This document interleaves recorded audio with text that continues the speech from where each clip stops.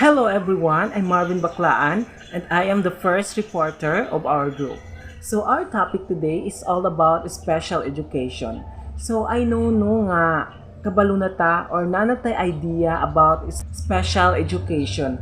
But let us broaden our understanding pagyud kung unsa ni special education and how we should manage it as a future educator. So without further ado, let's begin. So, what is special education? Special education, also known as SPED, is a broad term that describes a wide variety of instructional services that are based on a child's individual needs. So, special education involve assisting and teaching children or students with special needs. So, one of the purpose jud ani nga program no is of course to educate the child with individual needs. So basically, it requires a lot of preparation by the teacher or institution kay syempre person with disabilities man ang gi-cater. These intervention programs are designed to help individuals with special needs achieve a higher level of personal sufficiency and success in school and in their community. So, goal gyud ani nga programa no nga dili lang normal person or like sa atoa ang naay right nga mo eskwela, so gitagaan pud sila og chance nga mo eskwela pod and of course para ma-educate sila, then mahimo kung better ang ilang life kay of course kay as an individual, so even a person with disabilities ka or wala, naghapon kay pangandoy sa imuhang kinabuhi, then therefore masaksit sila sa ilang life, then makatabang sila sa ilang community. So before ta mo proceed no kung unsa pagyud ang more information about special education, so let us try to explore first the history of special education. So kanus man ni siya nagsugod and asa pud ni siya nagsugod. Basically, ang history ani special education is nag-start na gid ni siya during in the old times pa, like mga 18th century, ganyan. But, dili pa siya ingon nga priority dito nga time kay unsa pa man lang tong panahon dugay na kaayo. So, mas natagaan siya og pagtagad during na sa 1950s or padulong na sa ato ang time karon. So, now, let's start sa 1950. So, in 1950, this is the formation of American Association of Mental Deficiency. So, diri nga time no, na hinahinay na og diri na time no mao na ni ang starting sa paglago or pag-prioritize sa special education. So, the American Association of Mental Deficiency is mao ni ang beginning sa pag-priority sa mga tao nga naay mental disability. So, let's proceed to 1961.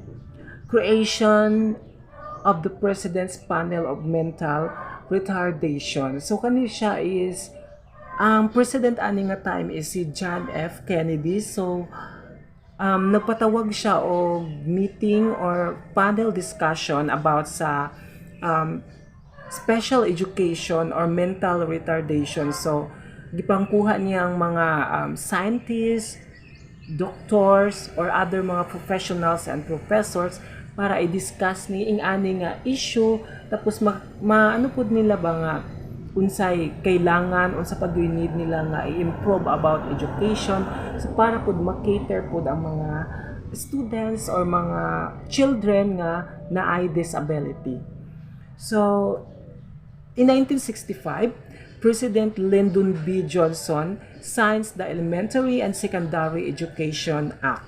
So, diri nga time is, si President Lyndon B. Johnson na po ang president sa Amerika ani. And during manggod ani nga time is also nakaayo ang protest ba against inequality. So, nag-protest ang mga parents sa child with disability nga dapat tagaan og freedom or equal na ang tanang tao sa USA. So that's why na-realize ni President Lyndon nga aprobahan na ang Elementary and Secondary Education Act.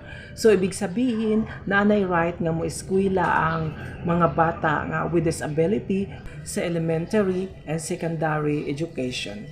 So let's proceed to 1968. Eunice Kennedy Shriver founds the Special Olympics.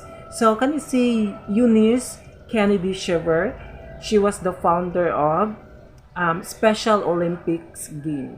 So actually one of the goal ni Eunice Kennedy Shriver no is dili lang ang normal person or pariha nato ang naay karapatan nga mo attend og sports activities or Olympics. So naapoy karapatan nga mo apil ang mga person with disabilities. So that's why iyahan nga gi-implement, and during ani nga time no happy kaayo si Eunice Kennedy Shriver tungod kay allowed na ang mga person with disabilities nga mo perform sa Olympic. And actually, Special Olympics game is still existing today, and naagyapoy mga naga-perform or naga-attend ani nga activities or sports para sa mga special person. Now, let's proceed to the year 1975. The Education for All Handicapped Children Act, IHA, was created. So, dini nga time na na-create na no ang IHA. So, it is Education for All Handicapped Children. So, kanabitang mga bata nga or mga tao nga kanang walay kusog or maglingkod lang sa wheelchair. So, diha gitagaan na sila education. So, hinahinay na sila nga gitrain diri ang time. So diri nga year pod mas gipa-strengthen pa jud ang inclusion of children with special needs into school, kay ani nga time na anay right ang mga bata nga mo eskwela, then gitagaan pud sila og mga funds or hinabang sa government. So let's proceed to 1986. Amendment to the Education for All Handicapped Children Act. So diri nga time gisugda na pod og include tong mga infant or toddler nga mga bata pa lang. So mao pay pag-anak, gitagaan na sila og assistance sa government, kay dito magud sa previous in 1975 kadto lang mga bata nga 5 to pataas, 5 years pataas ang edad. So diri is below na nga katong even to mga bag-o pa nga gianak nga na sila assistance sa government, and they allowed to school na kung ganahan na sila mag-school, for example 3 to 5 years old. Then let's proceed to another. In 1997, IDEA takes the place of the Education for All Handicapped Children Act. So same lang gud gihapon siya nga ga-cater gihapon og mga Handicapped Children Act as like sa 1986, but always na siya nga naga-improve ba or naay progress. Diri aning time sa 1997 kaning mas gi-ensure na gyud sa president ba in the USA nga all nations na gyud sa ilaha is ma-provide na nila og special education. So katong mga children with disabilities, both states or public agencies. So let's proceed to the year 2002. No Child Left Behind. So during ani nga time no, gi-ensure na gyud na tanan person with disabilities maka-access na sa education. So equal na gyud siya dapat. During manggod ani nga time is ang mga parents ba sa person with disabilities is mahadlok mo pa eskwela or mapa-access og education sa ilahang anak, kay uso ba ang discrimination sa mga race or color sa Amerika atong nga time, and therefore kung allow nila ilang anak pa eskwelahon basin og mas ma-discriminate na hinuon. But dinhi agi ensure na gyud sa president nga no child left behind. So tanang mga estudyante, tanang mga children nga naay disabilities allow na nga mo eskwela. Let's proceed to the year 2010. Changing the term mental retardation to intellectual disability.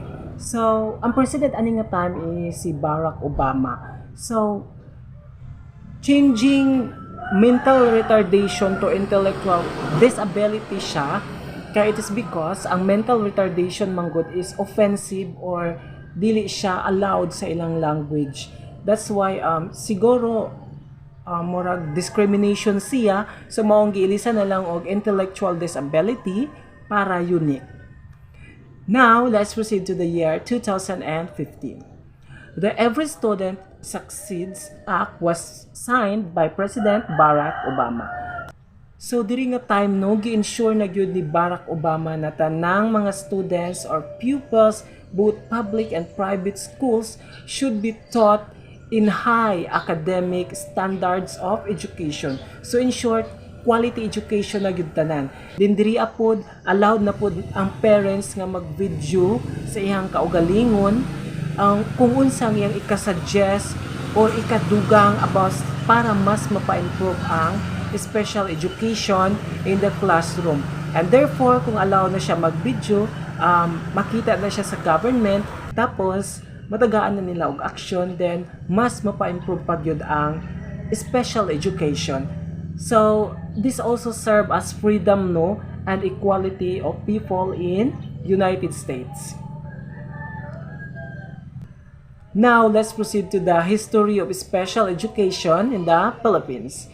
The special education in the Philippines started in 1908, which the School for Deaf in Harrison, Pasay City was established and marked the official government recognition of obligations towards the education of the handicapped children. So, starting pa lang sa 19th century or 1908, so nanaday special education no about sa mga person with disability dito sa Philippines, but dili pa gid kay siya ingon nga modernize or improve kay unsa pa man lang tong mga panahona. So, same lang gyapon sa flow sa United States kay sabay-sabay lang man ta sa Amerika kung unsa ilahang decision. So, during 1950s, diha pod na hinay-hinay og improve ang special education sa Philippines kung unsa ang ilahang na-adapt nga pamalaod sa Amerika.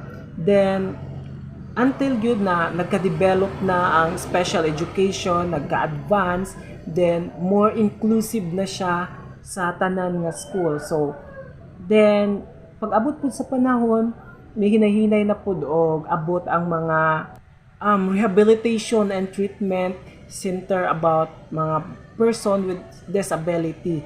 So, dirian ay mga training programs about anak nila, then ang mga teacher po mas kitagaan po sila pagtagad nga i-train kung unsaon nila pag manage ang bata or person with disabilities kung magtudlo na sila. And now, let's proceed to the goal of special education. It states that the ultimate goal of special education shall be integration of mainstream of learners with special needs into the regular school system and eventually in the community to meet the individual educational needs of the learners and to extent possible prepare them for going to a more regular classroom setting.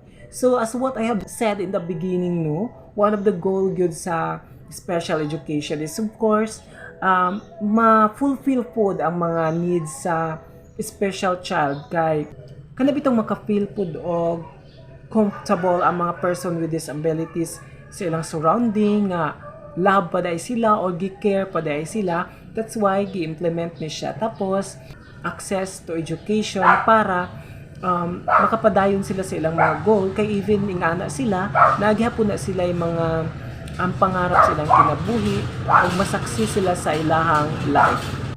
So that's the end of my report. Thank you very much for watching and listening.